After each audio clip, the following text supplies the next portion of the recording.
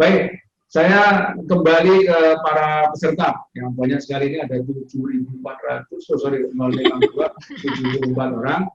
Ya, ini saya lihat tadi ketika kita bicara intuisi, ada Dr. Suci Widya.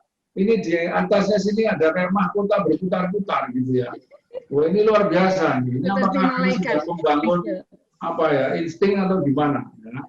Oke, Dr. Suci ada yang ingin ditanyakan? Kami persilahkan. Halo, Dr. Suci Widya.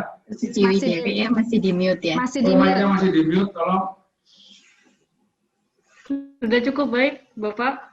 Mengenai pada buku dari Ibu Tias, kebetulan dosen saya sendiri, Bapak. Oh ya, oke. Ini caranya bikin ada lingkaran luar biasa sekali. Ya. Menarik juga itu. Ya, nanti saya coba ya. Pak Andreas cocoknya bukan lingkaran, Pak Andreas. Mungkin gambarnya kecil gitu ya di sini. Burung. Iya, burung. Pusing. Oke, Bapak Ibu. Ada yang ingin ditanyakan, kami persilakan. Langsung saja.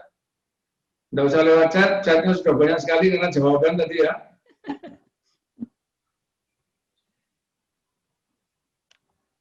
Silakan. Silakan. Silakan, ada yang ingin ditanyakan. Ini jarang sekali kita ketemu dengan Bu Tira dan Bu Tias dalam satu panggung. Ya, ini kesempatan langka. Silakan Bapak dan Ibu.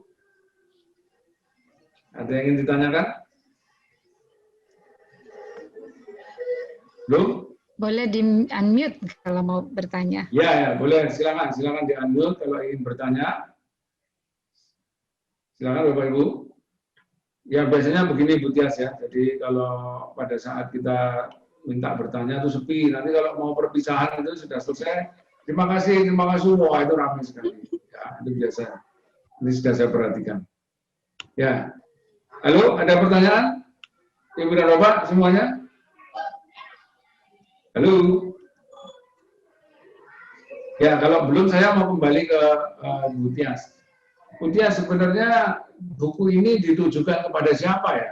Apakah praktisi atau mahasiswa yang hidup di antara dunia praktis dan dunia konsep, atau untuk dosen ini, Bu Tias? Mission penulisan buku ini. Baik, kalau ditanya secara persis apa yang siapa yang dituju, pembaca yang dituju, ya. Sebetulnya yang dituliskan, yang disampaikan oleh Pak Andre tadi, ketiganya menjadi sasaran. Kenapa demikian? Karena sebenarnya yang ingin saya sampaikan sesuai dengan covernya adalah saya ingin kemudian menjadi pelita yang menerangi, dan caranya adalah membuatnya menjadi sesuatu yang dekat, sesuatu yang mudah ya, dan sesuatu yang kemudian bisa dilakukan oleh siapapun dimanapun ya, dalam skala apapun, sehingga ada mahasiswa yang barangkali bisa terbantu ketika proses belajar, antara lain dengan kemudahan-kemudahan penyediaan borang dan contoh-contoh. Tetapi kalau kemudian bagi para dosen hendak mengajarkan pula di tempat masing-masing, saya kira kemudian dengan ada menyebut ikhtisar, apa yang paling sering menjadi bagian yang dipertanyakan, apa jawabannya, ya, kemudian juga ada box drawing, saya kira itu juga bisa menjadi acuan, termasuk ikhtisar, termasuk aktivitas, kegiatan apa yang bisa dilakukan. Hemat saya itu juga bisa menjadi sebuah buku yang menemani tentang bagaimana mengajarkannya di kelas. Tetapi saya juga bersyukur bahwa saya juga banyak mendapatkan informasi bahwa teman-teman praktisi menggunakannya, memanfaatkannya untuk membantu dalam penyusunan Renstra. Jadi untuk rel di lapangan baik di puskesmas mau di dinas kesehatan dan sebagainya. Saya misalnya juga baru bersyukur bahwa ada Dr. Budi Sulistia sekarang kembali menjadi Kepala RSPAD Gatot Subroto, sebelumnya Wakil Kepala, lalu Dirkesat, kemarin balik. Itu beliau pada saat menjadi Direktorat Puskesat itu sempat menyampaikan ke saya, beliau memesan pada penerbitnya untuk membawa dan membagikan itu kepada setiap karum kit yang miliknya Angkatan Darat misalnya, karena dianggap itu bisa menjadi memudahkan untuk membuat pola dalam penyusunan Renstra terstandar versi itu. Jadi artinya ternyata bersyukur saya alhamdulillah bahwa itu juga dipakai oleh para praktisi Pak Andre, sehingga ketiga yang semua disebutkan memang menjadi sasaran harapan saya pembaca yang bisa memanfaatkan. Ya, terima kasih Bu Tias. Oh ya, Mas Budi dari Jogja itu ya? Ya. Kemarin diangkat jadi Karumkit. Karumkit kembali, sebelumnya Waka, kemudian jadi Dirkesat, Kapuskesat, kembali sekarang menjadi balik ke RSP. Dan itu satu perkawanan juga dengan Pak Dokter Tugas yang sekarang jadi Kapuskes TNI. Iya. Wah, ini menarik juga. Tapi dalam buku itu kan ada juga beberapa ini ya, Bu Dias. Beberapa contoh ketika Bu Dias menjalankan semacam proyek konsultasi ya dengan rumah sakit atau puskesmas. Ada ya, Bu Dias ya? Ada contoh puskesmas, rumah sakit, ada kemudian institusi pendidikan, ada dinas kesehatan gitu untuk dipakai juga untuk jadi contoh-contohnya, karena kemudian penetapan apa yang menjadi unit masing-masing kan akan berbeda, internal eksternalnya berbeda, sehingga itu yang dicoba dijadikan contoh. Ya, saya ke Bu Vira. Bu Vira, rumah sakit pendidikan itu kan apalagi rumah sakit yang perguruan tinggi ya, itu katanya gudangnya dosen gitu ya. Tapi kok saya melihat di dalam perkembangannya tidak secepat yang dibayangkan. Padahal isinya smart worker. Ini kira-kira salahnya apakah ada di Renstra-nya atau di mananya, Bu Vira? Salahnya karena jadi gudang tadi itu loh Pak Andres. Jadi kalau jadi gudang ya susah tuh, jadi nggak berkembang.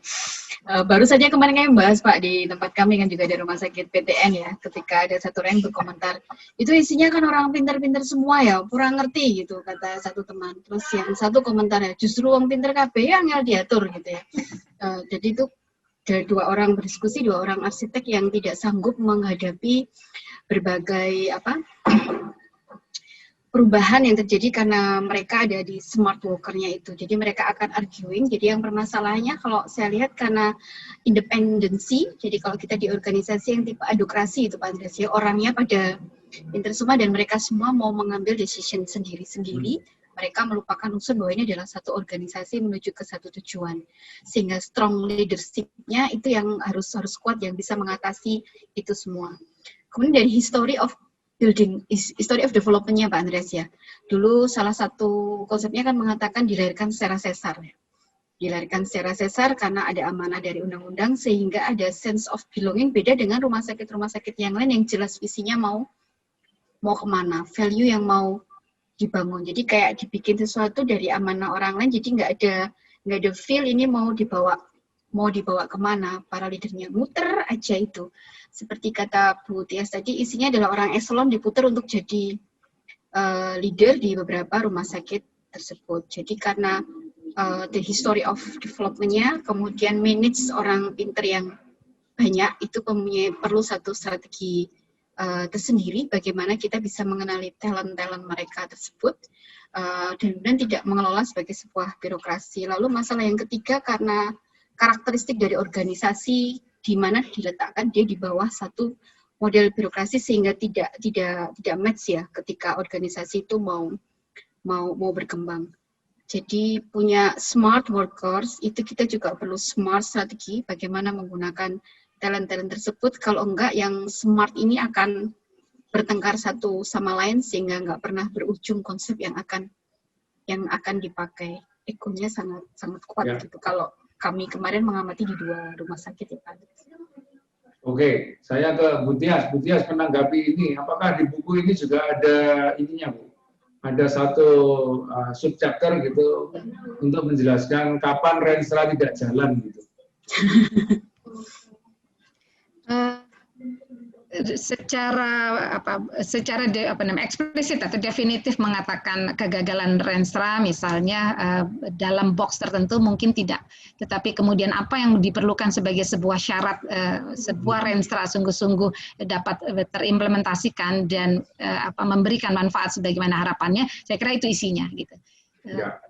Jadi artinya ketika bahwa ada konteks leadership, ada soal bahwa ini meliputi top management pada keputusan yang berpengaruh jangka panjang, kemudian memang tetapi di satu sisi memastikan keterpenuhan aspirasi dari stakeholder utama, hal seperti itu menjadi syarat. Lalu prosesnya juga prosesnya. Tetapi kemudian dengan demikian ketika itu tidak terpenuhi maka tentu saja Renstra tidak akan jalan. Gitu. Ya, oke Bu Tias. Tadi contohnya oleh Bu Vira ya.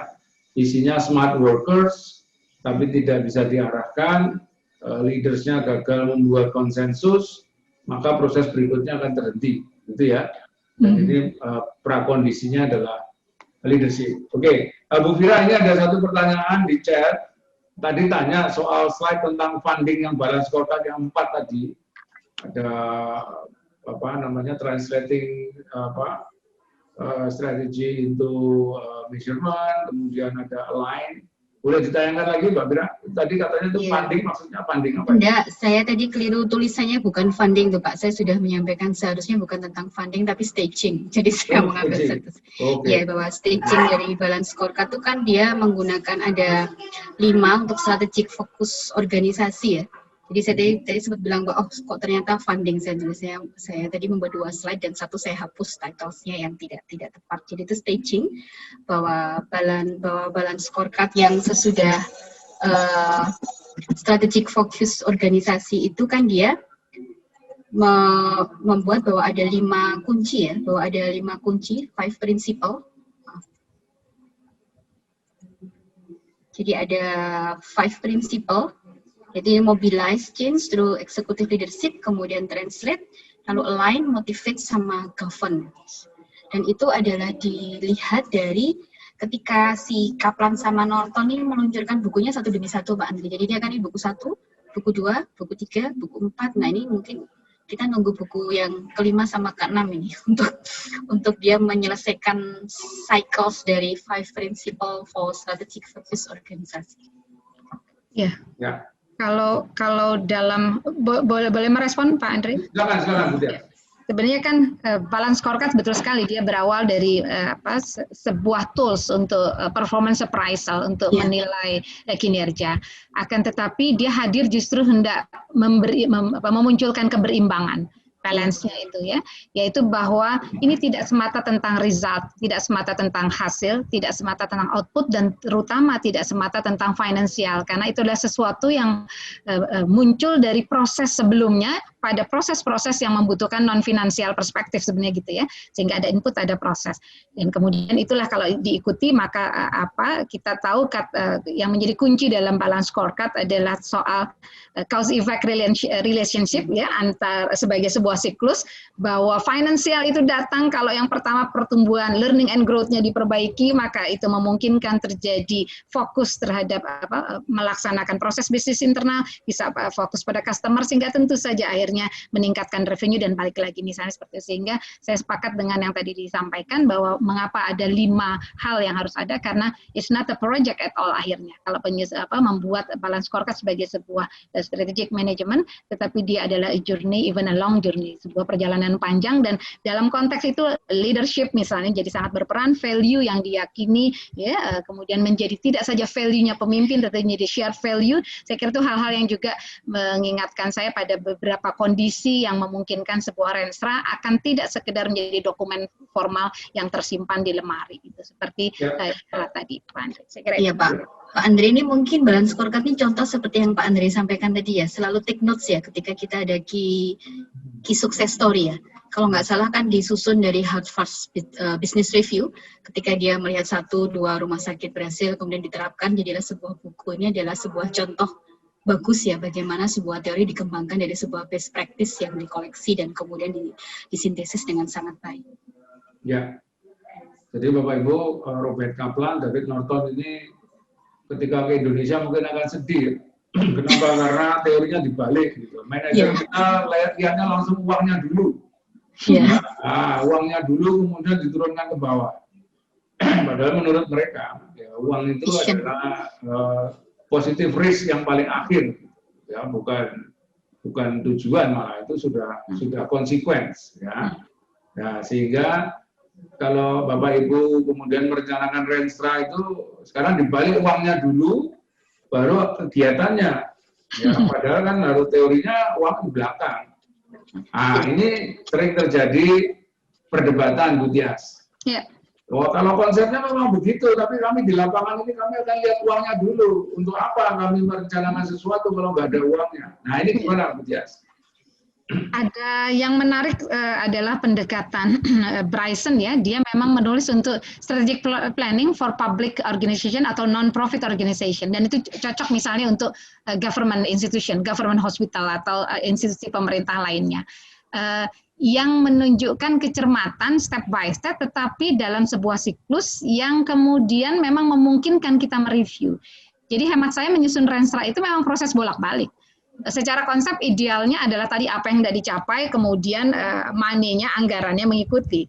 Tapi kan juga tentu ada soal harus real melihat, sehingga bisa saja kemudian secara teknis prosesnya bolak-balik begitu, melihat dulu keuangan lalu menyesuaikan. Saya kira itu sangat dimungkinkan. Yang penting adalah soal kemampuan berpikir strategisnya tadi untuk membuat prioritas dari ketersediaan dana yang ada, membuat menjadi visible, achievable pada situasi yang ada. Jadi hemat saya konsep itu konsep membangun saja proses berpikirnya, frameworknya, tetapi dalam operasionalisasinya ketika masing-masing sudah memiliki akan mampu melakukannya menjadi tailor made gitu. Seperti itu.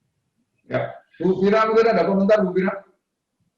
Mungkin organisasi lupa ya Pak bahwa itu kan kayak orang berpikir saya sudah punya uang sekian, apa yang bisa kita lakukan. Tapi ketika kita membuat sebuah perencanaan strategis itu kan kita juga harus berpikir kita berbuat apa untuk menghasilkan. Jadi bukan hanya using our current resources, itu yang sering dipakai karena mereka menggunakan prinsip bahwa sudah ada uang, itu kemudian mau dipakai untuk apa. Tetapi yang selalu dilupakan adalah kita kan juga harus create future tadi Pak, yang dituliskan Bu Tias di buku awalnya. Jadi kita harus juga punya sebuah prediksi dari asumsi bahwa kita akan menerima pendapatan apa. Makanya kan jadi hasil ya kalau kita membuat sebuah perencanaan. Jadi semua rumah sakit itu kan karena terbiasa kalau di organisasi government mereka akan melihat sudah ada paku gitu ya Pak ya. Sehingga pakunya itu yang dipakai. Tetapi lupa bahwa kalau kita membuat perencanaan itu kan kita juga create value-nya. Nah, value itu bisa berbentuk rupiah maupun non rupiah. Tetapi bahwa betul ketika kita membuat perencanaan itu juga harus relook ya our current position, tapi jangan sampai budget itu menjadi boundaries atau tight sehingga kita seakan-akan nggak punya peluang untuk memberikan value adding-nya, karena konsepnya value change ya, itu yang sering dilupakan orang ketika membuat sebuah perencanaan ya Pak ya. Lupa sama future-nya. Ya. Jadi Bu Tias, tadi kan kalau pakai konsep yang dari uang dulu itu kan seakan-akan nanti organisasi jadi seperti budget spender gitu ya, bukan wealth creating. Gimana ya Bu Tias? Ya, saya kira kemudian yang disampaikan oleh Mbak Fira melengkapi, justru kami saling melengkapi karena satu sisi ada hal-hal yang kemudian tentu patut dipertimbangkan dengan tajam, termasuk ketersediaan dana yang ada, resources availability secara definitif, tetapi kan kemudian tadi dengan tajam melihat mana positif negatif itu kan sesuatu yang sudah diawali dengan forecasting. Bukan saat ini saja, bukan cross-sectional lihat pada saat ini, tetapi kan juga melakukan trend analysis. Sehingga ada hal-hal yang sekarang menjadi weakness, ya, dengan strategi yang tepat, harapannya dalam sekian tahun mendatang, apa yang menjadi weakness, kemudian berpindah posisinya menjadi strength. Apa-apa yang secara eksternal kemudian saat ini seolah menjadi ancaman, hal yang berpengaruh secara negatif bisa menjadi opportunities untuk diambil kan gitu. Dalam hal ini sesungguhnya itu yang tidak disampaikan ketika terjadi ada limitasi dari ketersediaan pendanaan dan sebagainya, ya, strateginya adalah antara lain strategi untuk membuatnya menjadi sesuatu yang posisinya menjadi berubah sekian tahun mendatang, dan itulah pentingnya Renstra kan, bahwa kita membuat keputusan saat ini untuk shaping the future untuk di masa mendatang. Situasinya harapannya adalah insya Allah gitu. Itu sebabnya kalau Mbak Fira tadi bilang ada seorang saya nggak pakai ilmu gitu ya tadi ya, tetapi saya sungguh-sungguh survive, bornya paling tinggi dan sebagainya. Itu kan saya kira kemudian dengan pada awalnya akan mulai dengan merangkak, tetapi proses yang berjalan membuat sesuatu yang mulainya minim menjadi sesuatu yang baik, berlebih dan sebagainya. Seperti itu konteksnya kalau menurut saya adalah bagaimana masing-masing tadi. Bahkan kalau pakai hitung-hitungan matematikanya, positioningnya, kuantifikasinya, dia adanya hanya di hold and maintain misalnya dalam IE matrix. akan ada yang bisa optimis. Dia tidak hold and maintain. Dia bisa geser pada positioning grow and build, sehingga strategi kita tetap bisa strategi ekspansif, market development, product development, market penetration, misalnya seperti itu, pengembangan, nambah klinik baru, satelit dan sebagainya. Bisa saja seperti itu, dengan pasti ada risiko, tetapi itu soal visioning, soal kemudian menajamkannya dengan sudah memprediksi dalam trend analysis, dalam time series. Itu nampaknya Pak Andre. Oke. Wah, terima kasih Bu Tias. Jadi Bapak Ibu, di dalam penjelasan Bu Vira dan Bu Tias tadi, ada hal-hal teknikal ya yang harus kita pahami. Nah, selain tadi yang strategic thinking, juga ada hal-hal teknikal yang sangat kuantitatif untuk memastikan langkah-langkah kita. Nah, terutama tadi yang kaitannya dengan melihat apakah tujuan organisasinya adalah bottom line, ya, atau hidupnya hanya dari bottom line yang ada, resource yang ada, atau sedang kita upayakan untuk menciptakan resource yang lebih besar lagi. Ya, oke, dan itu sangat bergantung dari konteks organisasinya menurut Tias, karena dari kuadran-kuadran tadi ya, untuk melihatnya. Oke, Bapak dan Ibu, ini ternyata waktunya sudah luar biasa sekali, nggak terasa kita sudah 1 jam seperempat. Ada Prof. Laksono sudah join, Pak. Oh ya, nah sebelum kita ke Prof. Laksono, apakah ada dari Ibu dan Bapak pertanyaan? Ada satu pertanyaan di chat itu Pak Andri. Oh, ada pertanyaan di chat, sebentar saya tanya, oh ini tanyanya door prize-nya apa? Oh bukan, ini pribadi saya. Ini, ya Bu Tias, ini ada pertanyaan dari Pak Pri, dari Karolus, dari Rumah Sakit Karolus. Untuk memastikan bahwa Renstra bisa dijalankan oleh seluruh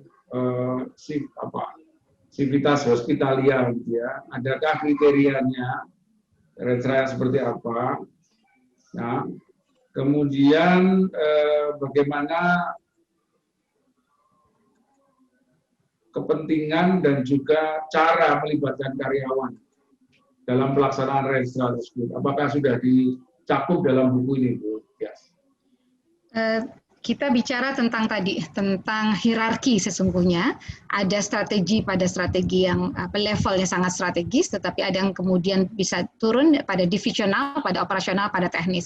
Kalau contoh pada rumah sakit, ada corporate rumah sakit yang membuat Renstra untuk seluruh rumah sakit yang ada dalam naungan satu corporate tersebut, korporasinya.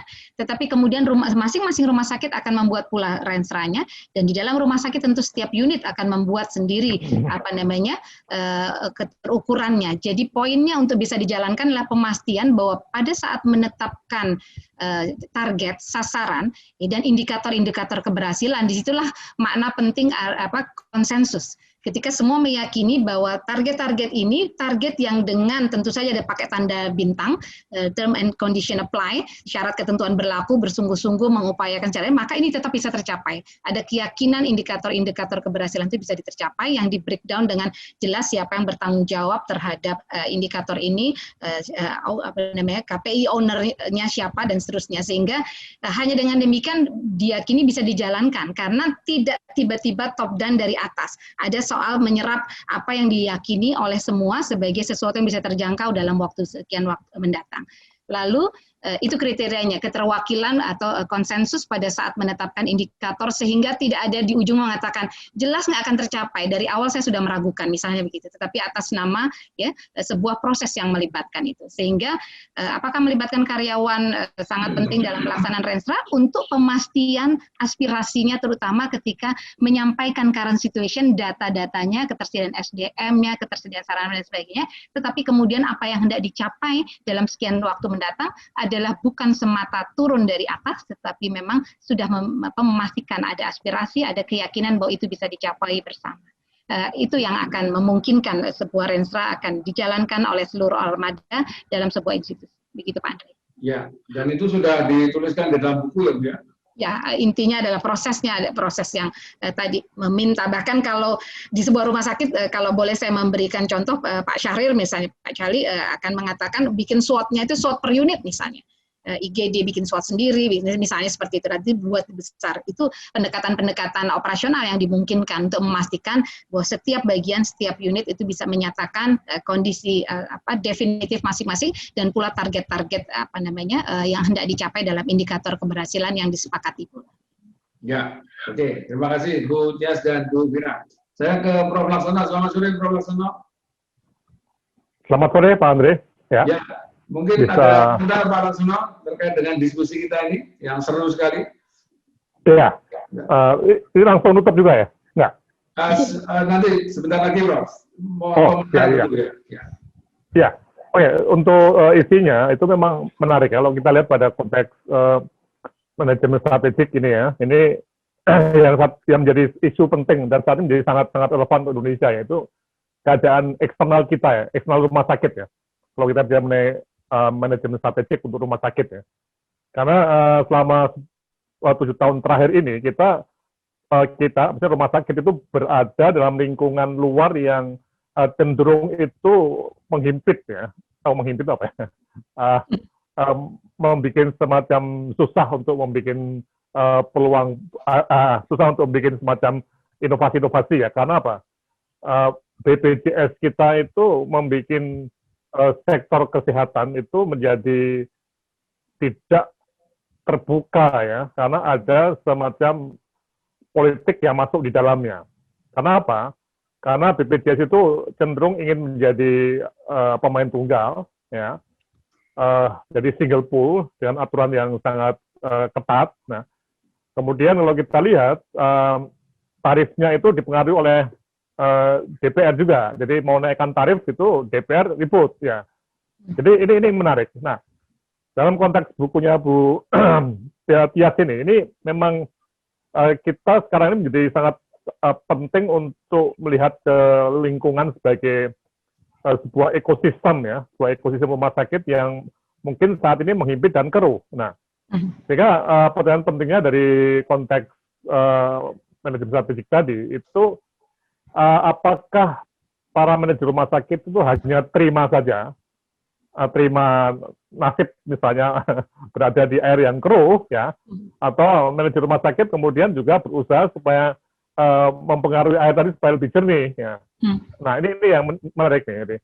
Jadi ada sebuah beyond dari manajemen strategik oleh rumah sakit sendirian ya, sehingga muncul apa yang kita sebut sebagai dari apa yang ada di dalam konteks mikro rumah sakit ya, Renstra tadi, itu kemudian ada semacam pergerakan di kalangan rumah sakit untuk mencoba mempengaruhi eksternalnya.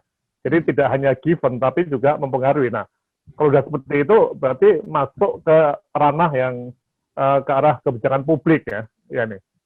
Nah, ini yang menarik ya. Jadi ada satu hal yang saya katakan terus terang aja, selama ekosistem kita itu sangat susah untuk membuat rumah sakit berkembang ya, inovasi, itu Renstra itu sulit dikembangkan dengan gairah Pak Andre ya. Jadi hanya Renstra itu hanya disusun hanya sebagai formalitas untuk keperluan lulus akreditasi rumah sakit atau untuk keperluan perizinan. Gitu ya. Kira-kira gimana, Bu Tias? Apakah saya terlalu keras melihat bahwa ekosistem kita ini sekarang lagi sakit nih, Bu? Ya, gimana, Bu? Ya, bahwa sangat banyak tantangan ya yang kemudian dipengaruhi oleh situasi ekosistem yang belum sehat misalnya. Saya kira itu cukup sering kita dengar dan bahkan boleh disebut menjadi keluhan banyak pihak misalnya seperti itu. Itu sebabnya barangkali kita justru ingin keluar dari itu, tidaklah kemudian sekedar menyerah tadi Prof sampaikan ya, untuk akhirnya membuat Renstra-nya, perencanaan strategiknya juga tereduksi menjadi sebuah dokumen formal saja, tetapi tetap mencoba memanfaatkannya. Itu sebabnya kemudian dia part dari strategic management yang mengawali dengan strategic thinking-nya tadi. Artinya termasuk bagaimana sesuatu yang saat ini masih harus disebut sebagai weakness weakness berbasis datanya masih menjadi kelemahan karena compare to standard masih di bawah standar dibandingkan dengan apa yang menjadi target dia belum terpenuhi, dari sisi kinerja dianggap kurang baik, maka menjadi weakness. Yes, sekian waktu dengan strategi yang dibuat harusnya kemudian bergeser perlahan posisinya menjadi strength. Demikian pula apa-apa yang berada di eksternal, sesuatu yang kita anggap pandang sebagai mempengaruhi secara negatif sehingga disebut sebagai challenge atau threat atau ancaman, maka bagaimana kemudian strateginya lah strategi yang untuk menggesernya sehingga posisi yang tadinya sekedar survive pada situasi yang memprihatinkan geser pada hold and maintain misalnya, atau bahkan perlahan kemudian mendekat kepada grow and test. Apakah itu mudah? Jelas tidak, tetapi semangatnya adalah untuk mengatakan selalu ada ruang dengan kemampuan strategic thinking tadi, ya, memanfaatkan pula strategic momentum. Mudah-mudahan apa yang nampak tadi sangat jauh dari ideal atau kondusif tetap memperlihatkan ruang atau celah untuk Renstra ini menunjukkan peran strategisnya. Mungkin itu Prof yang bisa saya sampaikan. Ya. Jadi Ibu Tias percaya bahwa kita perlu ada sekelompok manajer rumah sakit yang paham betul mengenai mikro dan betapa susahnya bergerak dalam ekosistem seperti ini, yang kemudian bersama-sama dari ini intinya dari masalah mikro itu dibawa ke kebijakan makro, bahwa ada sesuatu yang menghimpit tadi ya, menghimpit kita. Betul, Prof. Sama persis. Jadi kan ketika membuat analisis situasi, saya katakan setiap poin dalam SWOT itu disebut sebagai critical success factor. Semua faktor-faktor kunci keberhasilan yang akan mempengaruhi keberhasilan Renstranya, gagal berhasilnya ditentukan oleh tajamnya kita menyusun. Dengan demikian misalnya syaratnya adalah jangan meletakkan sesuatu yang we can do nothing gitu, yang kita hanya doing nothing kalau meletakkannya. Dengan demikian termasuk menjadi dasar membuat strateginya. Ada hal yang kalau ini diletakkan, maka strateginya adalah seperti Prof katakan, dia tidak bisa dilakukan bersendiri, tidak bisa diintervensi, tidak bisa under control, dibawa pada konteks membangun jaringan, jejaring, bagaimana melakukan advokasi bersama-sama, sehingga kemudian konteksnya adalah soal policy, soal suprastruktur, dan sebagainya. Jadi saya kira dari sisi itu saya bisa menangkap Prof bahwa tentang kita juga dengan melihat apa yang kemudian harusnya dilakukan lebih dari sekedar unit per unit secara mikro atau rumah sakit itu sendirian, tetapi lebih dari itu diangkat pada level yang lebih luas. Saya kira itu. Ya, makasih. Oke. Makasih, Pak Ade. Ya, terima kasih Prof. Laksono yang mengingatkan kita bahwa rumah sakit itu berada dalam satu lingkungan organisasi ya. Ada regulatornya, ada payernya, ada kompetitornya, ada suppliernya, ada customernya. Dan ini jika ada satu yang dominan, maka konstelasi ekosistem ini juga bisa sangat terpengaruh. Dan guncangannya bisa terjadi di rumah sakit. Kenapa? Karena rumah sakit adalah interface sistem ini dengan masyarakat. Nah, ini yang membuat kadang-kadang kita di rumah sakit itu merasakan sekali bahwa 1 derajat saja di sentral ada deviasi, di tempat kita shakingnya luar biasa. Ya, baik. Permen yang sedang ramai Permenkes 24 misalnya kan Pak Andre, ya, 2020. Kan yang dilakukan oleh seorang dokter gigi di ruang kliniknya itu kan ditentukan hal teknis operasional ditentukan oleh sesuatu yang datangnya dari atas besar. Itu yang seperti Prof tadi sampaikan konteksnya. Ya, itu dia. Jadi Bapak dan Ibu, tentu buku ini tidak akan menyelesaikan semua persoalan kita di rumah sakit, namun paling tidak kita bisa mencoba untuk mengendalikan uncertainty ya, dengan mengikuti langkah-langkah yang sudah disampaikan oleh Bu Tias. Jadi Bu Mira, terima kasih atas bahasannya yang cukup dalam dengan menambah pemikiran ya. Artinya pemikiran itu kalau positif kita anggap sebagai proses kreatif, kalau kita kurang positif namanya menambah beban gitu ya. Dengan mengusulkan buku-buku tambahan yang harus dibaca supaya kita memahami rencana strategis ini dalam satu big picture dengan kontras-kontras yang detail. Ya, baik. Terima kasih. Nah, Bapak dan Ibu, sebelum ditutup oleh Prof. Laksono, ini kami sudah mendapatkan dari panitia ya nama-nama pemenang door prize ya, buku. Ya, nah ini dari hasil undian panitia yang tadi sudah dibuat dengan cara blind, bukan hanya double blind ya, randomized control ya. Jadi ini sangat fair ya. Pemenang pertama datang dari yang bertanya ya, di dalam chat, dan itu Pak Prihadi ya, yang dipilih ya, dipilih oleh mesin bukan oleh kita. Nah, yang kedua yang menjadi pemenang adalah Ibu Ketut Ratna Dewi. Ini yang dari kelompok yang menjawab pertanyaan-pertanyaan Bu Tias tadi 1 sampai 9. Ya, nanti silahkan menghubungi panitia ya untuk bisa mendapatkan buku ini ya, karena ini door prize. Tentu saja pembeliannya 0, sama ongkos kirimnya nanti sekitar berapa, 500.000 atau 600.000. Enggak, itu semua ditanggung oleh panitia, sama aja dong beli sendiri. Oke, ya, Prof. Laksono, ini bedah buku kedua untuk Bu Tias. Yang pertama kemarin pengenalan, dan sekarang kita bedah isinya, sudah cukup lengkap tadi, apalagi ditambah dengan bahasan-bahasan dari Bu Fira. Untuk menutup, kami persilahkan kepada Prof. Laksono sekalian ada pesan-pesan untuk peserta yang hadir pada sore hari ini sekitar 69 orang. Silakan Prof. Laksono. Terima kasih Pak Andre ya. Jadi memang ini sesuatu kayak penyanyi supaya penyanyi itu sesuatu. Intinya begini, hal yang sangat penting bagi kita yang ada di akademisi untuk nulis buku ya, sesuatu ini ya. Ini sebagai sebuah semacam karya akademik. Nah, memang dalam konteks buku ya, maksud buku itu memang ada mungkin 2 ekstrem ya, yang mungkin bukunya Bu Tias ini lebih karena textbook ya, Bu, explaining ya tentang Lenstra ya.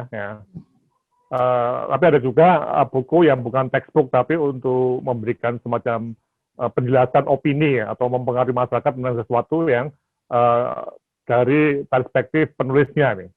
Nah ini, jadi memang belum banyak buku yang seperti itu ya. Tapi nanti saya juga akan bedah buku saya yang udah agak lama ya, tahun lalu keluar ya, itu satu buku yang tendensius ya, yang artinya yang opini, buku opini ya, bukan buku teks ya. Nah ini menarik, karena buku teks itu memang sangat penting bagi mahasiswa untuk mempelajari sesuatu dengan mudah ya. Sementara buku opini itu untuk memahami pemikiran penulisnya, yang mungkin kadang-kadang terlalu ekstrim atau mungkin tidak setuju dengan apa yang ditulis oleh penulisnya. Nggak masalah ya. Oke. Jadi sekali lagi bahwa bedah buku dengan 2 tahap ini, tahap 1 dan tahap 2 ini saya kira lebih baik dibanding hanya sekali. Dimana kalau sekali itu cuma lihat saja tapi nggak masuk mendalam. Tahapnya 2 ini harapannya sudah beli bukunya sehingga bisa membahas dengan lebih dalam. Dan semua ini di video, direkam, dimasukkan di kanal pengetahuan FKKMK UGM, sehingga yang tidak hadir pada saat ini pun juga bisa mencermatinya dan membahasnya di web. Jadi ini sebuah inovasi digital kita untuk dunia akademisi, dan saya berharap mungkin teman-teman dari Brawijaya, Bu Fira ya, ada yang menulis buku nggak ya? Ada. Nah, mari kita saya nulisnya tentang safety dan quality, Prof, sesuai dengan bidang kajian S3 kemarin. Ya, enggak apa-apa. Udah punya bukunya? Sudah. Nah, itu nanti maksudnya itu. Jadi kita lintas perguruan tinggi ya, dan para mahasiswa itu bisa mendapatkan pengetahuan cross perguruan tinggi ya, tidak hanya UGM saja, UI saja, tapi kita cross perguruan tinggi. Oke, nanti akan dihubungi oleh Mas Awal untuk jadwalnya ya, Bu Fira ya, tapi kita harapkan ada model seperti ini. Oke, terima kasih Bu Tias, terima kasih Bu Yeti atas surprise-nya dari penerbit. Bu Fira, terima kasih, Pak Andre, terima kasih, sampai ketemu lagi dalam bedah buku berikutnya. Assalamualaikum warahmatullahi wabarakatuh. Waalaikumsalam. Terima kasih Prof. Terima kasih Pak. Terima kasih Prof. Ya, Bapak dan Ibu, ini ada pengumuman tambahan dari panitia, karena tadi pemenang 1 yang Bu Ketut ternyata sudah lead duluan. Nah, sehingga diputar ulang ya dengan mesin yang sama. Nah, ini ketemu nama Dr. Brenda. Nah, nanti Dr. Brenda akan dihubungi ya oleh panitia. Oke, kami kembalikan waktunya ke Mbak Sari. Silakan Mbak Sari. Ya, baik. Terima kasih Pak Andre, Bu Dumila, Bu Fira, dan Prof. Laksono atas bedah buku pada sore hari ini. Sebelum kita tutup, kita mungkin bisa foto bersama. Kami mohon Bapak Ibu untuk membuka video.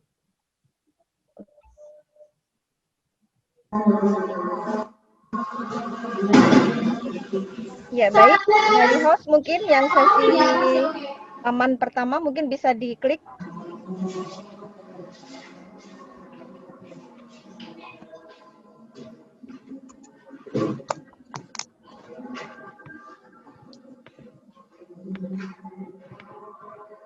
Ya, Mbak Sari? Ya, baik. 1, 2, 3 untuk halaman pertama. Ya. Oke, baik. Terima kasih. Saya lanjut ke halaman yang kedua. Ini ada yang belum buka. Fadila, ZA Prima belum ya? Tidak ada orangnya. Baik, host. Saya hitung 1.